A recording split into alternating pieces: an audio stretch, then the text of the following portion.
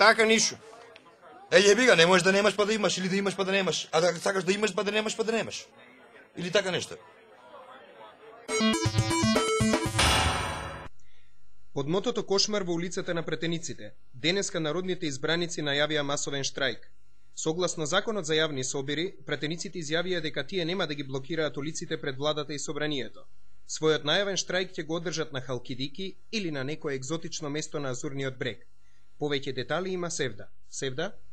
Откако Уставниот суд го одби барањето на претениците за 3 плати месечно, приватни хеликоптери кои побрзо ќе ги пренесат од нивниот дом до работното место, привилегирано пензионирање со додатни бенефиции, бесплатни здравствени и гастрономски услуги, неплаќање данок и секс со невестата или младоженецот на првата брачна ноќ.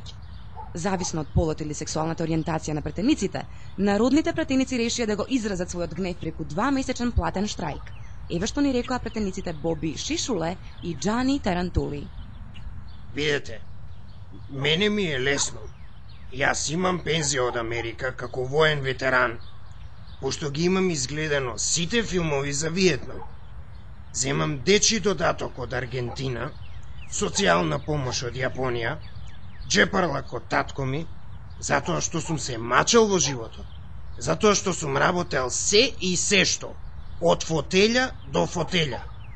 Ама што да речат овие кутри деца? Мислите, ние ништо не работиме?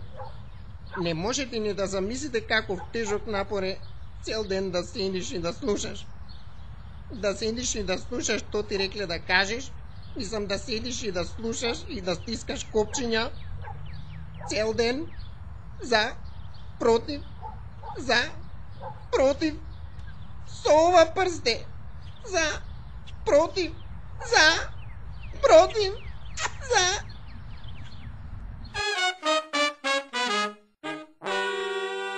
И го создаде Бог човекот, вида дека е добро и реши да се одмори. На 8-миот ден ги создаде портпаролите. Вида дека ја утнал работата и плукна.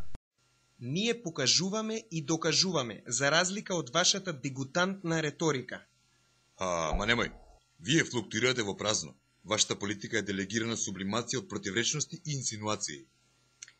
Ние сме илуминација, левитираме над вашите погрешни атрибути. Контрапродуктивни сте. Тоест, вашата продуктивност е контрапродуктивна. Аморфни сте до ирелевантност. Визави вашата симплифицираност, ние де-факто стоиме како столбови на рафинираната сериозност. Премногу сте пежоративни. Кога би имале харизма за диалог тет-а-тет, би се видело дека сте дезорганизирани пар екселанс. Поради очигледни синдроми на подвоена личност, предлагам итно соединување. Токму на ова мислев. Ви благодарам, докторе. Колку симпатично, колега. Нели се чувствувате удобно вака?